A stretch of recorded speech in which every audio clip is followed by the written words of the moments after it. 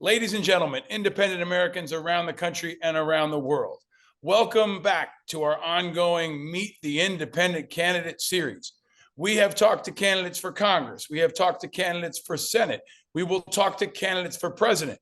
But I want to bring it all the way down to the backyard. They say that all politics is local, and we're going to talk to an independent candidate who is on the ground running for a local office, someone I was honored to meet a couple of months ago.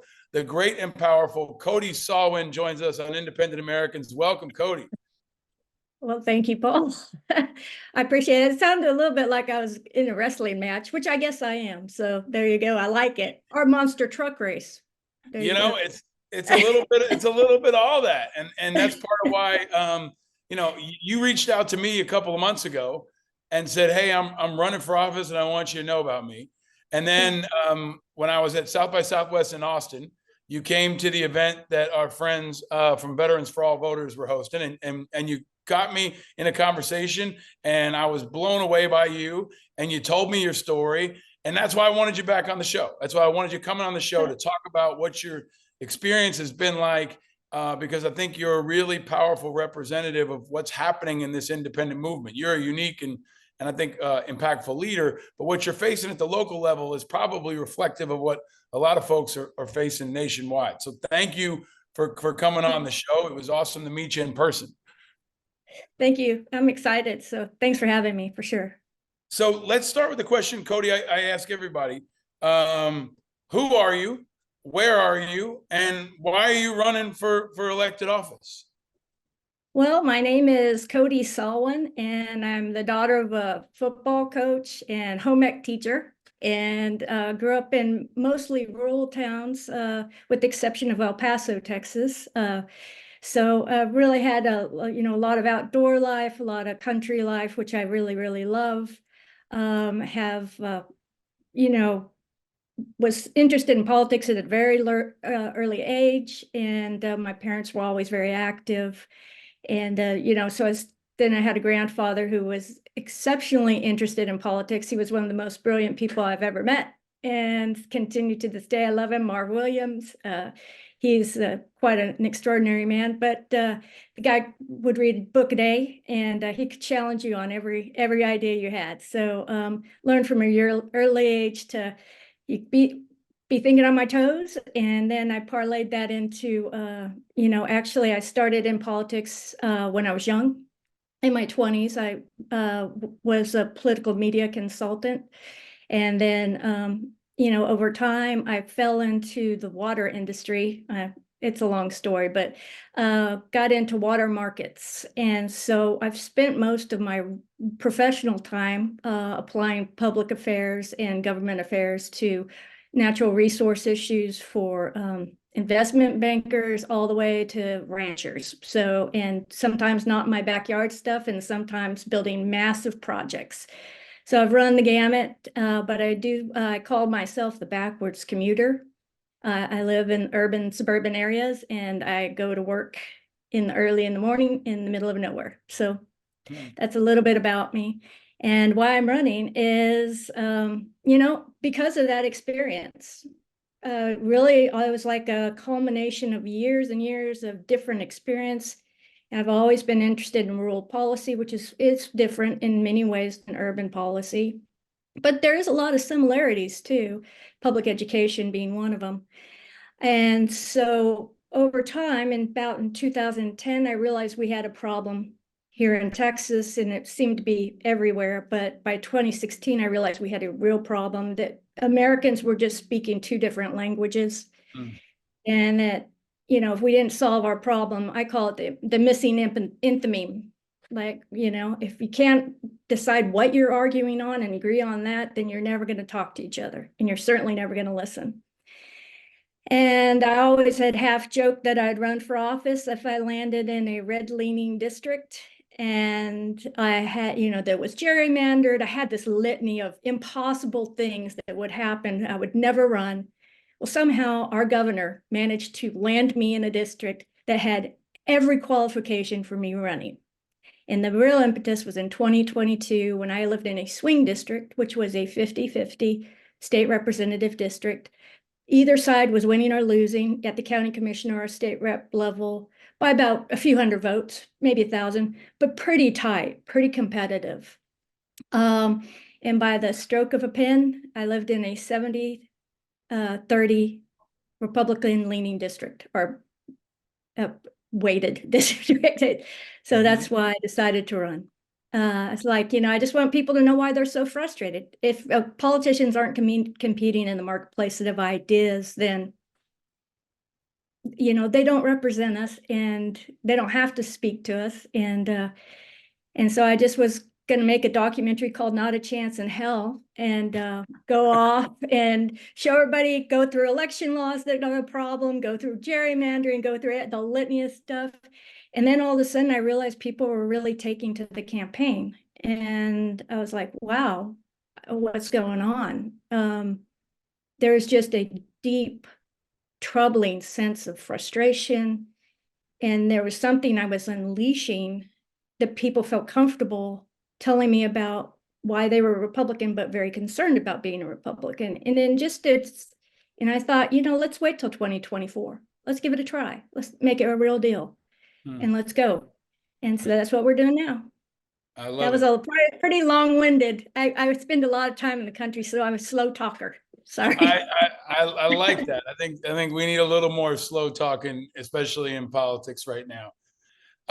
Look, Kodi, I appreciate that why you're running, how you're running, the earnest attitude that you've got about it. I mean, your sign behind you, for folks that aren't watching on video, says "Making Politics Local Again," and then it says "Independent Texans Leading the Way." I mean, there's a very unique kind of independence in Texas.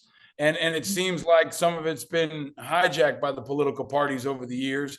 Under your name, it says Kodi Sawin, independent for state representative. You're running for the Texas House in District 19, which is in the Austin area, right? And you talked about the race. You're running against an incumbent, Ellen Troxclair, who won in 2022 with 72% of the vote.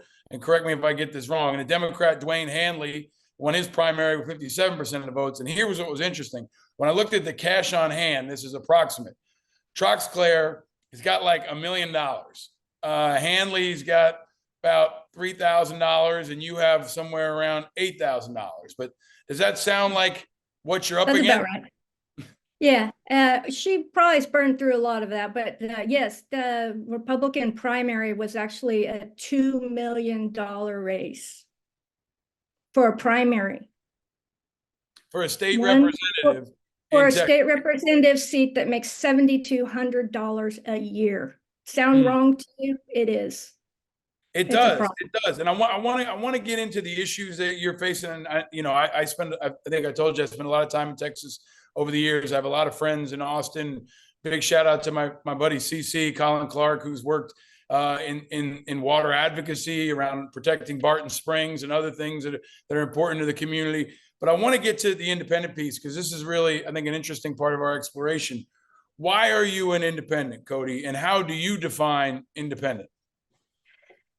Well, I think having worked around politics and worked around policy, I realized that until you really break free of either partisan side, we've gotten to a place where we're really stuck in these national level politics at the local level. It's dysfunctional. So you feel like the state house is trying to audition for a Fox News spot or an MSNBC spot, not making sure that the grid's working, not making sure that the infrastructure is funded properly. We have one of the highest, I think we have the highest growth rate in the country.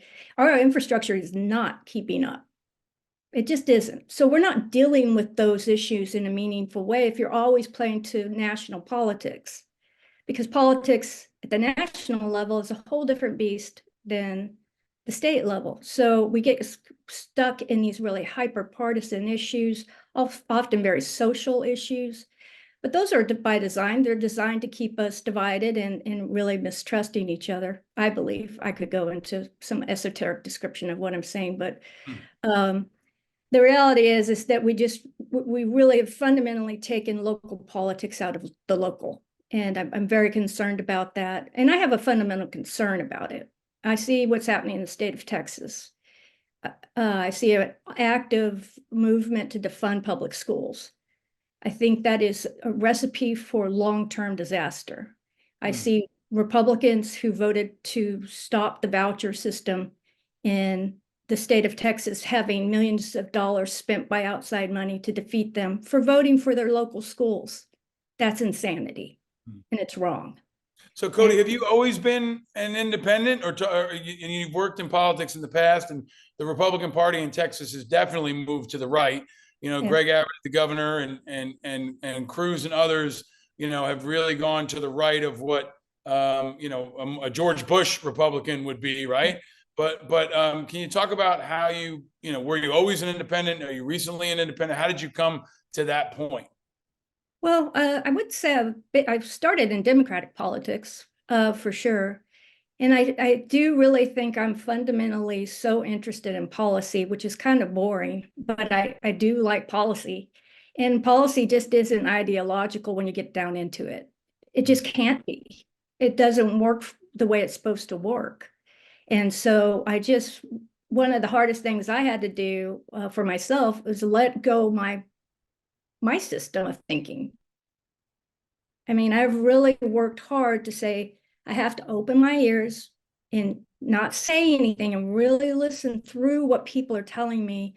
And that I learned a lot working in rural areas with people who would sit around and listen to Fox News every day. But if you could get past that first layer of communication, you realized how much you had in common and your concerns were very similar.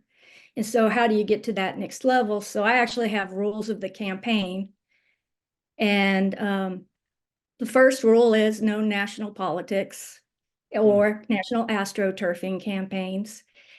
Two, no partisan talking points. And three, you can't talk bad about your neighbor. I mean, like sincerely, you may not talk bad about your neighbor. Don't vote for me. Don't sign my petition. I don't want you on my team.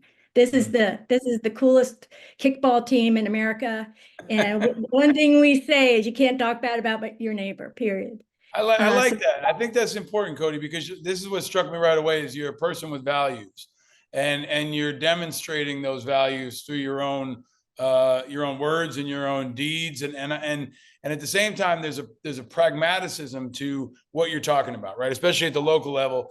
I'm in Austin. You mentioned the grid, you mentioned public education. I know people care about traffic, right? They care about the growth of Austin, right? And it must feel like the center of gravity has just gone densely into Austin versus some of the more rural areas that you're talking to. Are there the migrant issue? I know that's a national issue, but it's also very, very acute in Texas. Can you talk about that or any other issues that maybe people can yeah. understand better from your viewpoint on the ground at the local level? Well, I'll go back into, I'll do two things if we have enough time. Is one, let me explain why gerrymandering a 70-30 Republican district is a problem for people who live in the rural area. The center of gravity is not only Austin in the district, but it's San Antonio. You have it anchored at both ends. Mm-hmm. So all these communities on what is now being called the 281 corridor Mm-hmm. wasn't a corridor 10 years ago, man. Guess Mm-hmm. what? It's coming. So they need to have some flexibility and ability to, at the home rule level, a city level, municipal level, to manage their local resources and growth.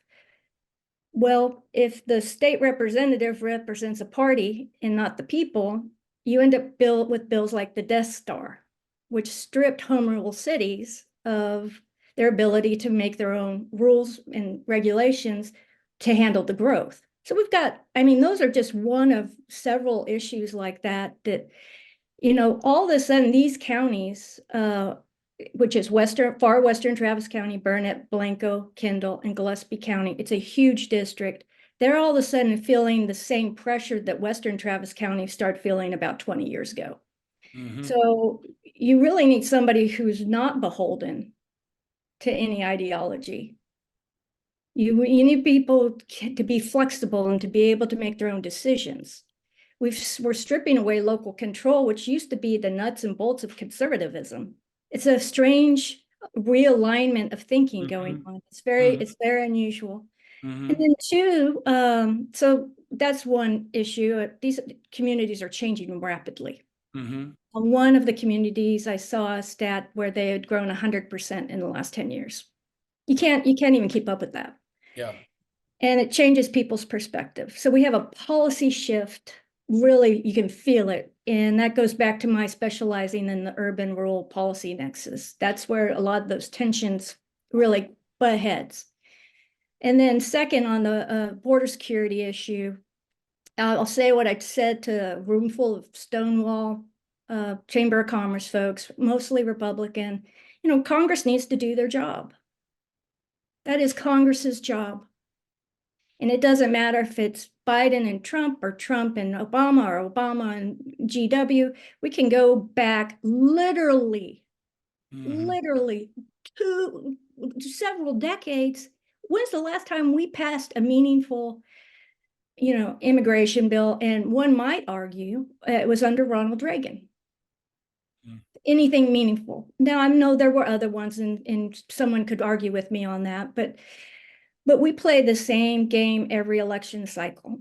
And I've lived on the border in Douglas, Arizona, and El Paso, Texas.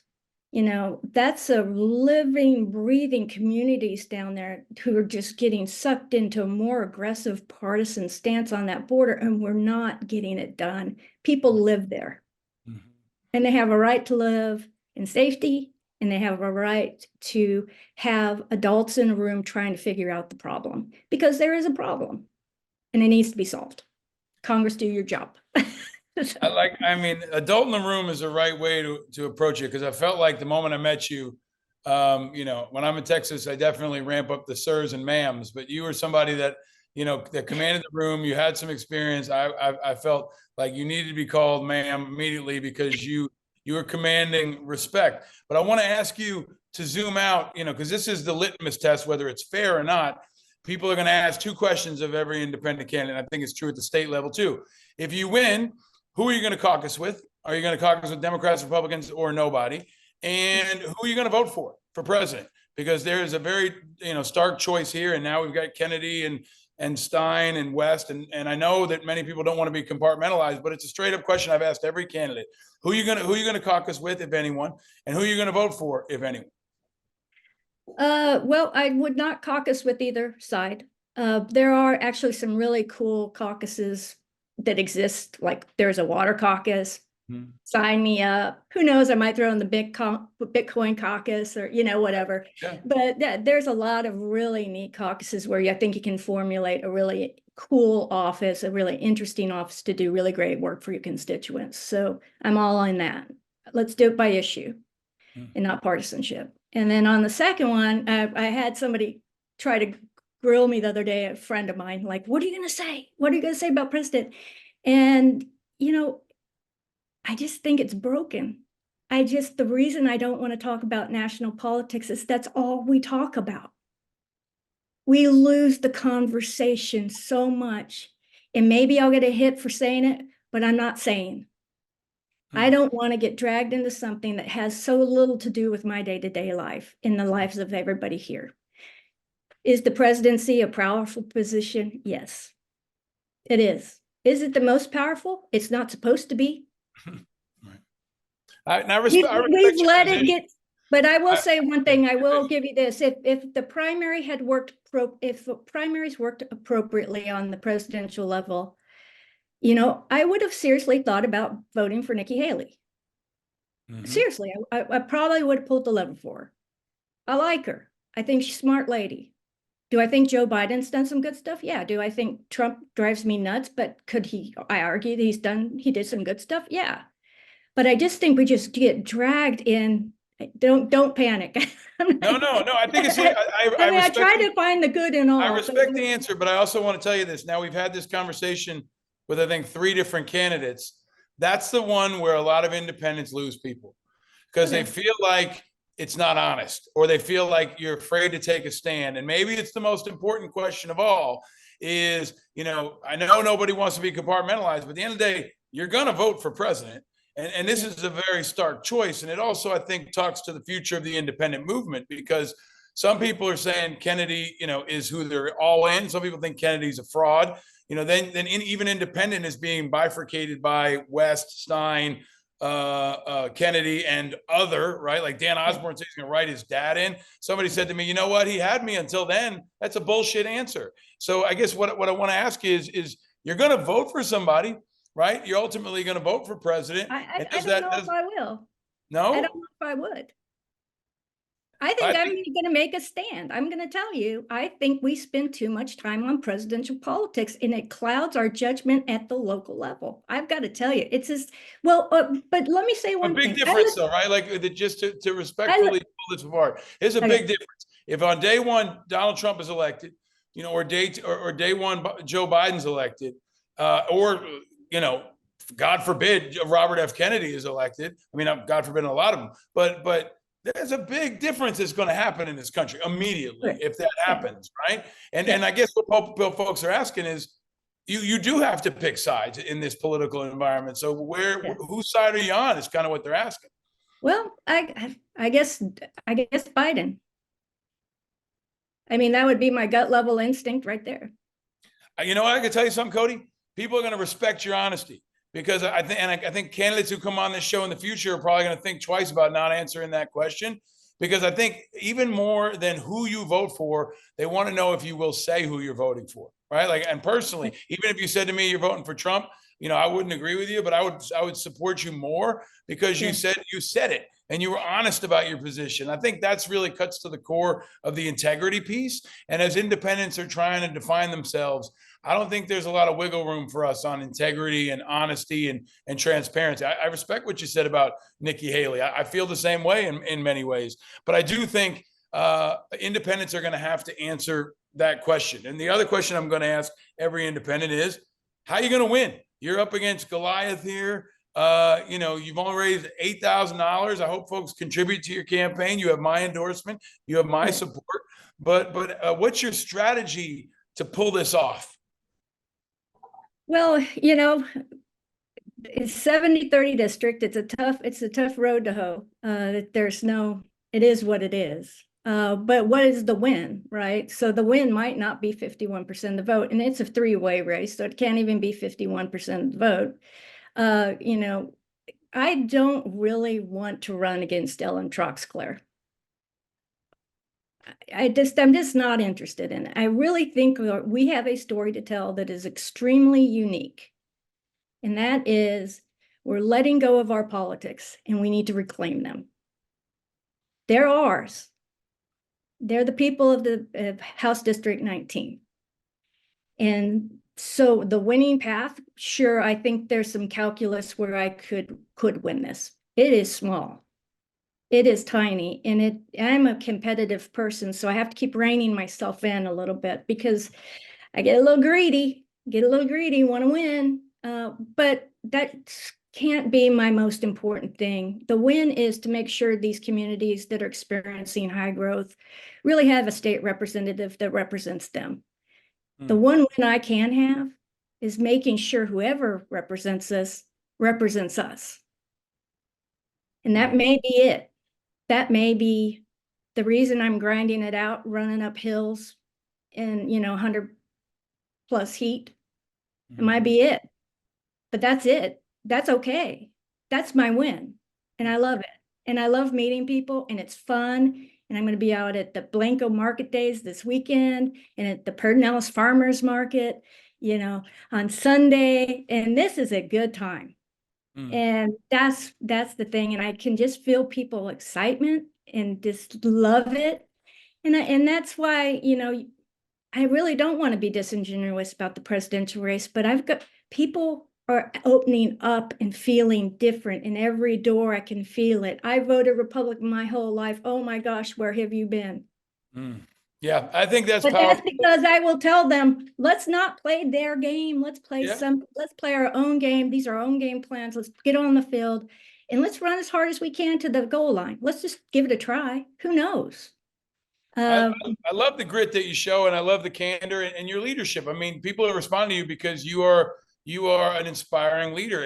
And look, I mean, I know some folks don't want to talk about political, the presidential politics, but I think that RFK is not doing well with independents because he's not a real independent. A lot of folks know that. I think if Kodi Sawin was running for president, you'd be doing better than him because you are honest and you are earnest and you represent the values of what this movement wants. It's at the local level, but I think that you are really the future, Kodi, of what this movement's all about. And I want to tell folks, like, just correct me if I get this wrong, but you're running against Troxclair. Population in your district's about 200,000. Does that sound right? Well, about 170, so yeah. Okay, and there's about 14,000 veterans. You got Blanco, Burnett, Gillespie, Kendall, Travis. It's majority white, about 70% white, and then 20% Hispanic, 10% black. But a changing place. I mean, I don't think I've ever been to an American city in my lifetime that's changed more in the last couple of years than Austin, Texas. I mean, you don't see that in the US. It's so fast and it's so significant. So the challenges you're facing there, I think, are a great test for leaders. But let me ask you the question that I've asked everybody, Kodi, and you're going to stick around for some extra questions for our Patreon members. They're dying to know what your first car was and what your favorite drink is. We'll get to that for our Patreon members. But Kodi, you are a great example of why I want to have this conversation. I want people who have no idea where the 19th district of Texas is to know about you and to be inspired by you, whether you win or not. But so what are you going to do if you don't win? If you don't win, what's your plan for the future, Kodi? Well, if I can ever work again in the state of Texas, which is I keep joking, I'm like, wow, maybe I could never work again here. Maybe this isn't such a good idea. I'm getting older. If I go work at HEB and just enjoy my life, I would probably be pretty good. Maybe I've always had this fantasy I was going to go fishing and do that. So maybe that's what I'll do. But I have some good clients that I have a lot of respect for, and I'm in a pretty good spot in my life. And one of my biggest supporters is actually a client. So, I feel like, I think I've got a story to tell here. And I think if I can make a nice template for somebody else somewhere else to use, and they can go at it and give it a try too. I mean, if we could get some county commissioners at the independent level or independents at the county commissioner level, I think you can really start changing this state. Can I ask you, Kodi, to that point? You and I talked about this when we were having a beer together in Austin. What do you need, right? Like as a local candidate, there's some folks that say, one of the things folks need is a salary while they're running. Obviously, the fundraising challenge is huge. Ballot access is a challenge. Jared Young recently got on the ballot. We had Shalane Etchinson who got on the ballot. But what are 2 or 3 barriers that you think need to be blown up for all independent candidates at the local level? State law makes it pretty arduous to get on the ballot, right? It is an old school wet signature petition. So you actually have to physically get signatures of people in the district who did not vote in the Republican Democratic primary and are, registered to vote. It's a pretty big pool of people because so few people vote in the primaries anymore. But getting to them in the only density in this district is Western Travis County. It's all rooftops. So you are knocking doors. That is what you are doing. And so it's physically demanding. It's hills, it's sun, and it's going to get too hot to do it pretty quick. So if you end up in the runoff period, I don't even think there's physically a way to do it in 100+ heat walking. So I mean, all of a sudden, all these elemental things that you're totally out of your control. It's been raining more this spring than it has been, so it's taken days off from us. But I did want to tell everybody we had passed 400 verified signatures last weekend. We are hitting 5 this weekend, and then we'll go in to get our overages, and then hopefully have everything. I feel pretty confident everything in by June 1st to the state. How many do you need total, Kodi? 500. 500. So 500 signatures, wet signatures of people who did not vote in the primary, and they don't have to be independents. No. Is that any registered voter who didn't vote in the primary? That's right. And then there's this really silly, frustrating part. They can also vote in the runoff. So I was hoping beyond hope that we wouldn't have at least one county without any runoffs, but every single one of them had a runoff. But there'll be so few, that's why you get those overages, just in case one person out of 200,000 people goes, you have to scratch them off the list. So it's fairly complex, and it's not what's on writing on the FAQs that makes a difference. It's all the interpretation of the rules. Kodi, how many doors do you think you've knocked on? We're about 1,000 plus at this point. In what period of time? Uh, Middle of March. Wow. There's I two mean, of us going. you are tenacious, and that alone, I think, shows a level of fortitude. Like it's almost like a basic training. Like if every candidate had to do that, I think most of them wouldn't make it nowadays. If they had to go and knock on 1,000 doors, in a couple of months, that's really, really hard. Let me ask you a final question here, Kodi, and thank you for what you're doing and your leadership. Money. I didn't get to the money part. Send me please, money. Go ahead. Money. There's a donation button on my webpage. Send me money. That's, yeah. You're up against somebody with $2 million or $1 million in the bank, right? Yeah, so you're up against a massive political machine, and we know how much I really need to get the word out, and as much as you want to run as an independent and not worry about money, you have to worry about money. Yeah. Because there is no way to communicate with that large of a mass of people without some money. So sorry, that was my no, please, you got to do it. plug. No money, no mission. That's unfortunately the reality, and it's what I hear most often from candidates. They need money, and they're up against some pretty big stakes. What is the campaign donation limit for a state representative in Texas? What's maxing out? What's the most people can give you? As individuals who live in Texas, there's no max. And yeah, and then I should have verified if it had changed or not, but out of state, I believe it's 20. Got it. All right. So everybody give money to Kodi, give her some ammunition for the fight. Let me give you the floor for the final question, Kodi, that I give to everyone. You got a minute here. Why should folks why should independents, especially in Texas, support you, and why should independent Americans support Kodi Sawin? Don't just support Kodi Sawin, because I don't think that's really the important part. The important part is let's take back the reins on this horse that's runaway. It just is. Our politics does not represent us. We have to hold people to account, and we better start really understanding how these election laws really work against us. From how independents are elected to gerrymandering to primary systems. Those primary systems we pay for as taxpayers, but they don't really represent us. They represent an ever shrinking group of people who have complete control over our day-to-day lives. And so that's it. So don't vote for Kodi, vote for a change. Well, I wish I could vote in Texas, but you got my support. You got my vote. I think you're just awesome. And I felt that way from the moment you first reached out to me. You have it's the old Friday night lights, right? It's like pure hearts, clear eyes, pure hearts can't lose, right? I love that. I feel like that's what you represent. I mean, you've got that pure heart, and it's really apparent to anyone who meets you. So we're rooting for you. We'll keep folks updated. You're going to stick around for our Patreon members, but you represent Texas really well. You represent the 19th really well. I wish you were the governor down there. Until then, give them hell, and thanks for joining us here, and stay vigilant, Kodi. I appreciate it, Paul. Thank you.